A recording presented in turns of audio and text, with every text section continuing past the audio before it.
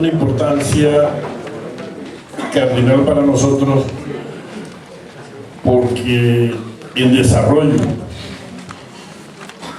y continuidad del proceso de consolidación de lo acordado en mayo, decíamos, hasta tanto no tengamos cosas nuevas, aquí convocamos la Junta, pero había una disposición. Si no funcionan las cosas, nos toca convocar para la movilización.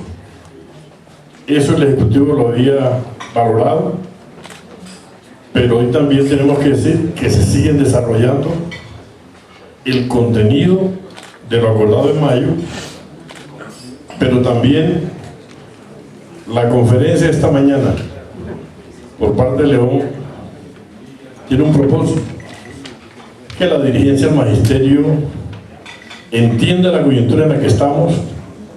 En diversas visiones pueden no estar de acuerdo con León, pero la idea es dar unos insumos que permiten interpretar la realidad coyuntural en la que se mueve el país, que no se aleja también de la realidad internacional, donde hay situaciones muy conflictivas. Por eso el informe lo inicio mirando un poco el tema del proceso de paz, que es la oportunidad que tiene este país, que tiene este pueblo, de superarlo. Los títulos de la construcción de la paz es una obligación del gobernante, que empieza por declinar en la idea de sacar ventajas para sí o para los suyos. El país entero tiene puesta su atención en el desarrollo del proceso que se adelanta tanto en La Habana como en el propio territorio nacional. Con relación a todo lo que tiene que ver con la paz para la nación colombiana, hoy más que nunca pareciera cierto que se acerca al fin del conflicto armado. Ese conflicto armado interno que nos ha socavado, lo cual reduciría significativamente el de sangre que por muchos años ha padecido y posiblemente permitirá visualizar y afrontar con mayores posibilidades de acierto otros conflictos que afectan a distintos sectores de la población. La Federación reitera su ferviente deseo para que se pueda dirimir el problema de la guerra interna, y llama a las organizaciones guerrilleras que permanecen en armas a sumarse a este proceso que hoy tiene como epicentro de la ciudad de La Habana, pero con el mismo fervor que desea el fin de la confrontación armada. Se reclama del Estado colombiano una actitud en todos los demás aspectos del desarrollo político del Estado que se pueda reconocer como tendencia a construir y consolidar un clima de paz para toda la nación.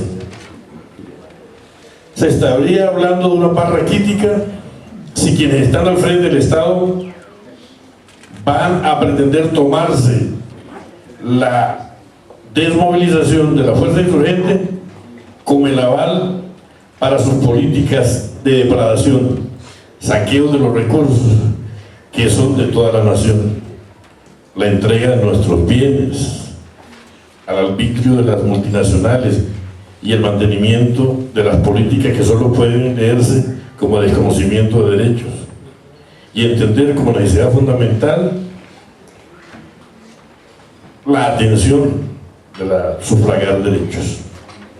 La superación de la guerra interna no puede ser pensada de ninguna manera como una patente de corso para que los intereses privados del gran capital entren con todo el saqueo de la nación. Más bien es el momento para que los sectores que detentan el poder económico y político asuman autocríticamente la responsabilidad que les cabe en toda la violencia que nos ha atribulado de manera continua desde hace ya más de 60 años, que no ha sido solo la muerte, sino el despojo, la acumulación tramposa de riqueza y beneficio de minorías. Por lo demás, sectores de oscuros medios se han apropiado de la tierra, pero también es absoluto demandar paz cuando el resto de la sociedad se está privando de recursos fundamentales para el sostenimiento de la vida, de una vida con dignidad, como es lo que reza en la Constitución política. Pensar que se puede perseguir el ejercicio de la política por su fruto personal o de algunos en detrimento del resto de la infinita mayoría de los nacionales, y no obstante se puede mantener una paz confiable y duradera, significa simplemente desconocernos como seres humanos. Por ello, no hace bien un gobierno que quiere maniobrar jugando con la legalidad para desconocer los justos reclamos de sus trabajadores, cuando no pueden vencer con argumentos soportados en la ley, se burlan de esta y la desconocen y dilatan y retuercen su aplicación. Paz y justicia social es un imposible absoluto, y quien gobierna para algunos pierde el derecho a que los otros, que en este caso somos la inmensa mayoría de los nacionales, reconozcan su legitimidad como gobernante. El gobernante debe gobernar para todos y debe hacerlo de acuerdo con la Constitución y la ley. De lo contrario, está transitando por los caminos de la deslegitimación del Estado, que en buena medida ha sido causal de la guerra interna que queremos hoy parar.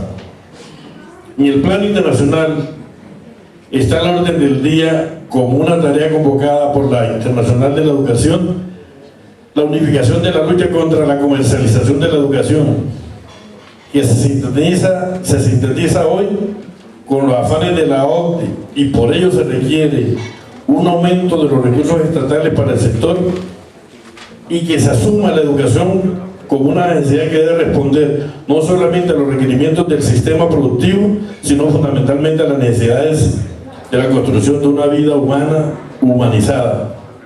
En el contexto económico, importante señalar que los años de mayores exportaciones que ha vivido el país presentan déficit de balanza comercial, y la cuenta corriente se agudizó, y el déficit fiscal del gobierno central llegó a 15.64 billones, es decir, 2% del PIB.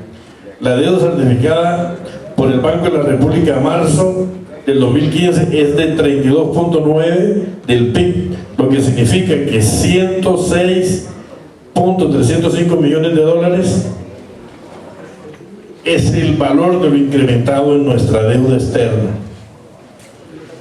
Y eso hace que la inversión de capital extranjero, capitales golondrinos, se haya incrementado, y la industria, la agricultura, se afectan negativamente, afectando el empleo, agudizando la pobreza.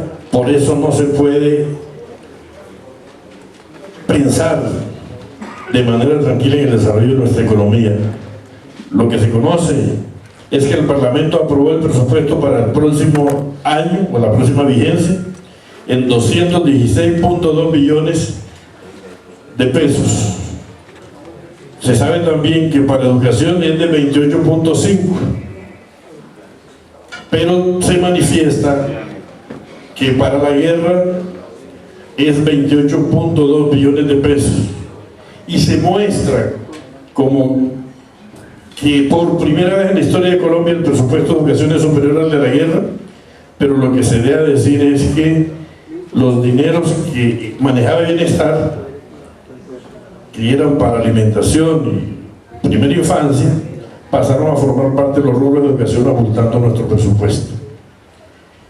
También es bueno decir que ante esta situación hay que hacer un esfuerzo para concertar con los distintos sectores: viviendistas, ecologistas, la MANE, ASPO, Salud y nosotros, para recuperar la vieja fórmula del situado fiscal. Y recuperar la fórmula del antiguo situado fiscal trae consigo una torta de 20 billones de pesos, con los cuales podríamos operar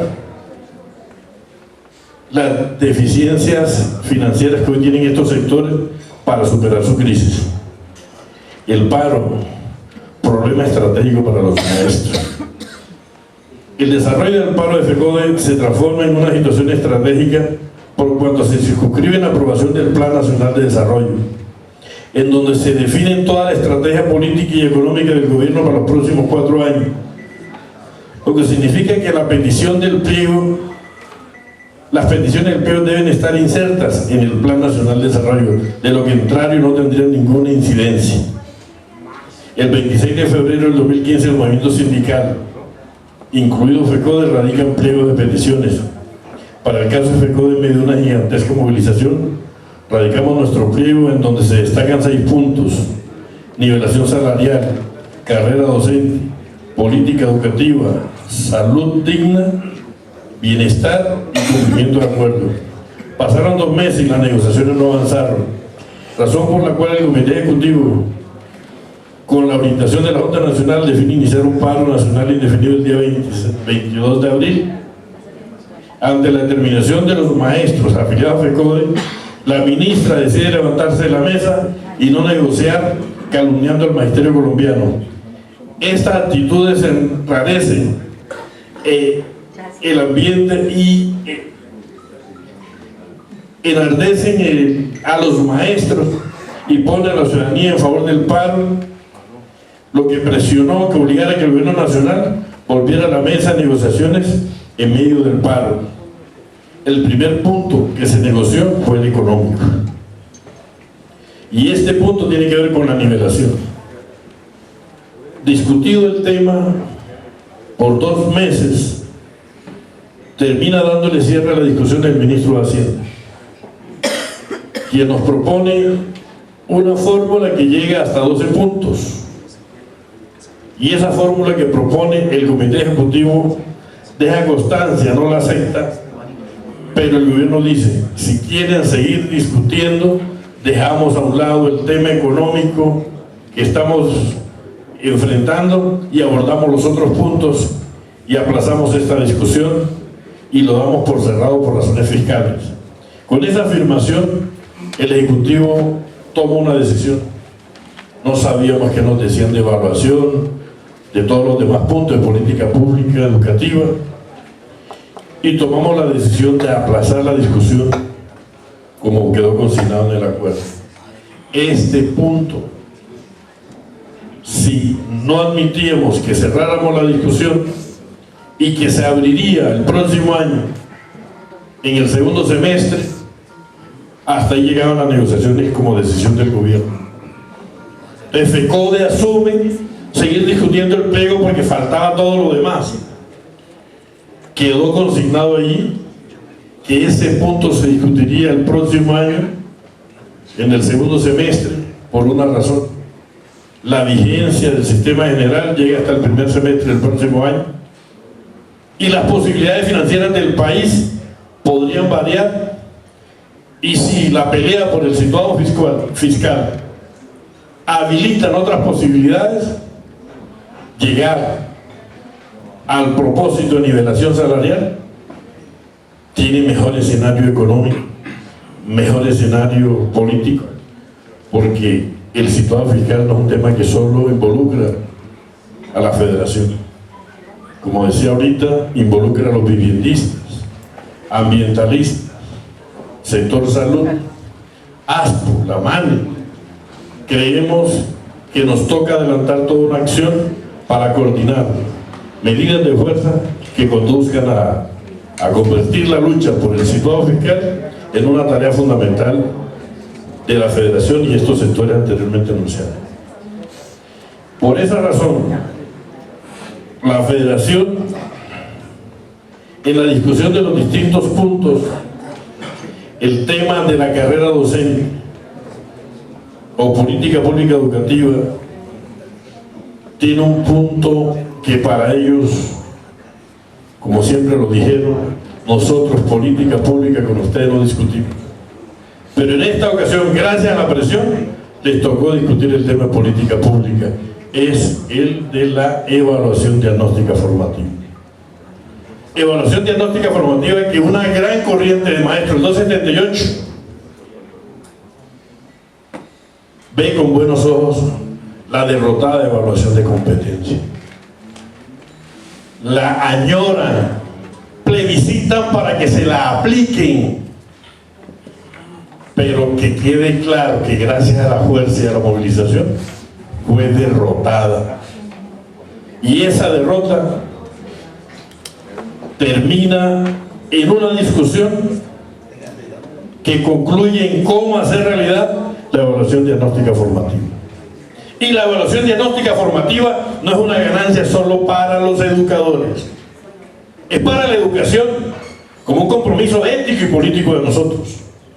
Esa evaluación es el retrato que el movimiento pedagógico siempre reclamó, de dónde están las fallas o dónde están las fortalezas, y si detectamos las fallas, cómo se generan procesos de formación, de actualización, para que el maestro corrija la falla y el acto educativo sea exitoso.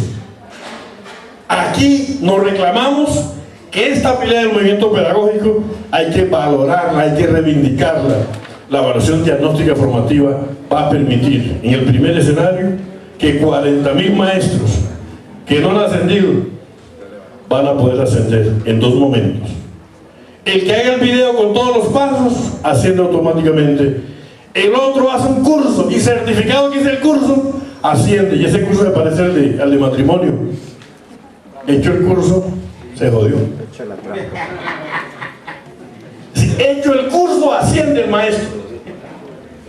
Pero algunos son tan inteligentes como el purgado, que tienen que caminar finito para que no se les salga la inteligencia diciendo que eso es negativo. Aquí estamos construyendo con académicos, con universidades, con intelectuales nacionales e internacionales. Y algunos compararon que esto es igualito a lo de Chile. Shakespeare decía, ojalá. Es que la de nosotros es para sacarlos, la de ustedes para que mejore el salario. Pero es que algunos, solo por mal hablar de la federación, solo por hacerle eco a la ministra, dicen que esto es nefasto. Aquí que quede claro que el esfuerzo que hicieron los compañeros del CEI, las consultas que hubo que hacer, fueron el esfuerzo, la entrega, la dedicación, la convicción de hacer bien las cosas, de que ganen los maestros que nunca han ascendido, pero que ese es el parámetro para que el resto de maestros del 278 el próximo año, ese va a ser el mismo parámetro para que asciendan.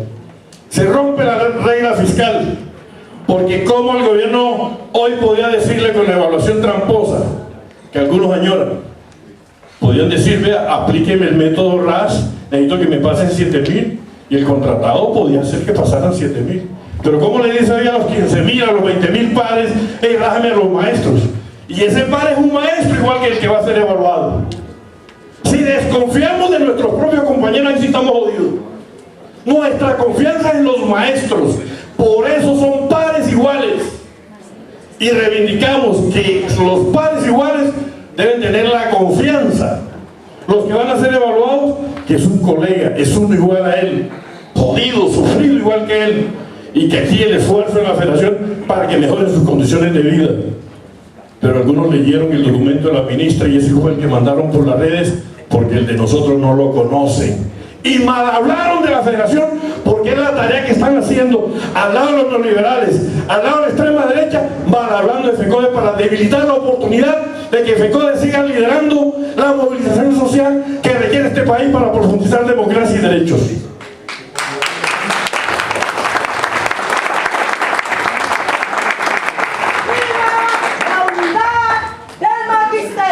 ¡Viva! ¡Viva! ¡Viva! ¡Viva! Algunos están preguntando por las deudas. Casi todos los sindicatos mandan un papelito. Mire, vea que es que ya certificaron. Compañeros, que había una definición del gobierno nacional. No se pagarán las deudas laborales concurriendo a la nación. Estaba por fuera el presupuesto, estaba por fuera lo planeado.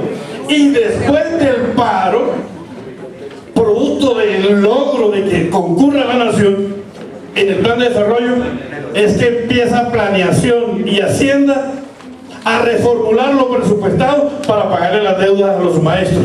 Por eso la revisión de cuentas que se había hecho hasta el año pasado quedó archivada. Les tocó retomar las cuentas que estaban archivadas de mayo en adelante. ¿Dónde está la mora? Que de mayo en adelante hay que pedirle a los entes territoriales no solo el convenio de pago, no solo el convenio con la fiducia, sino preguntarle al Consejo o a la Asamblea Departamental ejecución del presupuesto del año pasado para ver qué remanentes hay, para ver con cuánto concurre la nación. Y esa documentación se empezó a pedir después del paro. Algunos que mal hablaron no entendieron que la pelea allí fue por 5 billones de pesos. Y es con eso que podrán pagar deudas laborales, porque el propósito del Ministerio de Hacienda era uno: demanden a los entes que los entes paguen. ¿Con qué iban a pagar los entes? Era un imposible.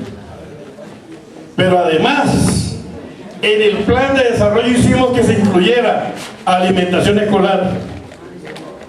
Pero para que le den alimentación buena a los niños, no eso que están dándole ahora con contratos leoninos, donde la ministra, que es contratante, sale a denunciar lo que ella misma está parrandeándose. Pero además, gratuidad que estaba desaparecida. Hicimos que se incluyera gratuidad. Además, ampliación de la planta de maestros se incluyó en el plan de desarrollo por esta pelea. Entonces, pero además de eso, compañeros, es que el tema económico, que tiene muchos matices y se puede contabilizar, las deudas laborales del magisterio no son contabilizables porque cada día aparece una nueva. Pero en el caso del 278, la variación económica de esa nómina, después de la convocatoria de septiembre y empiezan los ascensos, va a ser tan protuberante que las mejoras de las condiciones salariales de esos compañeros están tasadas entre 970.000 y 2.300.000, va a ser la diferencia. Claro que algunos son enemigos de esa vaina y no quieren que los compañeros mejoren sus condiciones, por eso son enemigos de la propuesta de la federación. Pero nosotros vamos a pelearlo.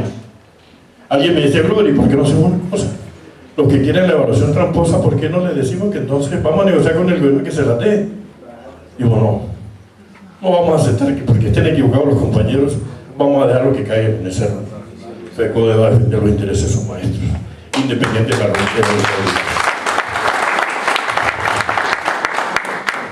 Pero en desarrollo de los puntos, lo que hoy decimos es que superamos en la negociación la prueba saber, superamos las pruebas PISA, superamos la evaluación de competencia. Eso es voltear política educativa. Y voltear política educativa es porque hoy se viene generando con esas pruebas un negociado. Y lo que nosotros queremos es que lo que invierte el país en materia de educación dé respuesta a las necesidades de la nación y no a las exigencias de la OCDE, no a las exigencias de las multinacionales. Y ahí lo que decimos es que FECODE, frente a eso, mantiene su postura: defensa de la educación pública como derecho, financiada y administrada por el Estado. Pero también decirles, frente al tema de nuestros hermanos indígenas, reconocemos que el doctor David Zafra alertó una pelea con los indígenas del Tolima para reivindicar su vinculación en propiedad, porque son los únicos maestros que no tenían oportunidad de ser nombrados en propiedad. Pero con la denuncia que hizo la Federación ante la OIT, se vio obligado el gobierno a responder a esa denuncia, y hoy hay un decreto que define la vinculación en propiedad de los maestros en educadores indígenas, contando con el aval de las autoridades indígenas, contando con el consentimiento como lo ordena la Constitución. Pero ya se define también la posibilidad de buscar una tabla salarial justa, digna, no discriminatoria como se venía dando por parte de estos gobiernos. También decimos que logramos recursos para los juegos, cosa que incomodó a algunos. Y hoy se vienen adelantando, los compañeros ahorita darán el informe. Logramos recursos para los eventos culturales. Hay gente que también se molestó por eso.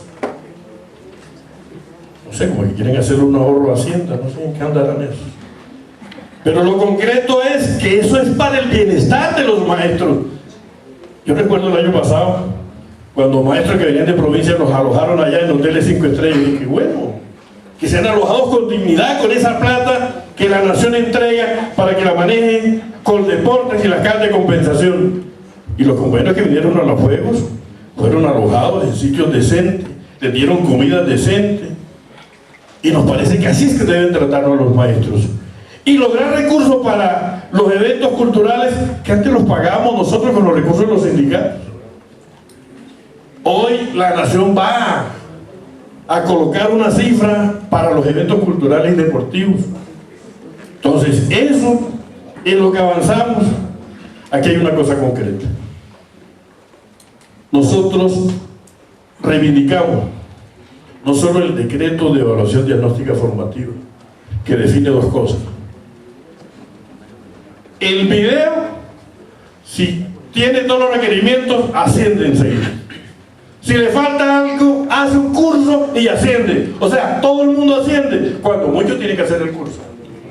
Pero es que antes hacía el examen, lo perdía, hacía el examen, lo perdía, hacía el examen, lo perdía. Hay gente que añora eso. Nosotros creemos que esto es mejor, porque por mal que le vaya en el video, ¿qué es lo más complejo que tiene que hacer? Un curso. Asistir al curso. Y con la certificación que asistió al curso, así es. Y ahí decimos nosotros que esa asesoría que nos dieron los compañeros del CIE, a quienes pido que se levanten, que hicieron un esfuerzo gigantesco para construir este proceso.